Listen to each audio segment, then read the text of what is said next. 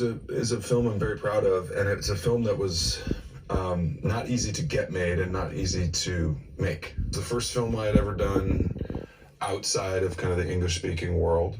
We shot, I think, over about 36 days in Morocco, doubling for Beirut, because we couldn't get insurance to shoot in Beirut. And honestly, Beirut now doesn't look enough like Beirut in the period we were telling the story in the 70s and 80s. We were fortunate enough to find a bunch of places in Morocco that looked close enough and doubled close enough, and we could get, you know, insurance to shoot there. Maybe one of you can tell me what I'm doing here. 3 nights ago, Americans pulled off the street in West Beirut. Next morning, we got a communique from a group calling itself the Militia of Islamic Liberation. They have the guy they want to talk. They want you to broker the deal. They asked for you specifically. My character's name is Mason Skiles, and the movie's written by Tony Gilroy.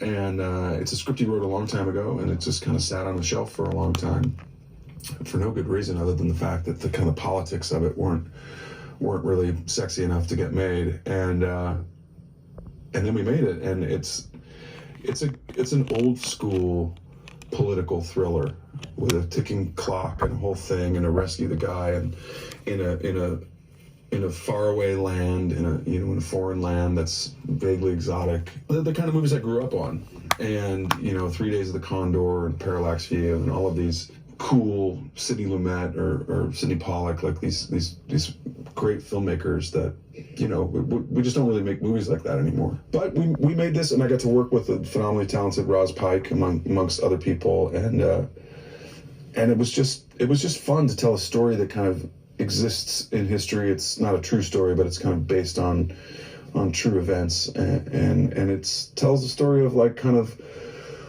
how we got to where we are now obliquely. So that part was really fun to be the kind of the driving force behind that, and I had a fantastic time doing it.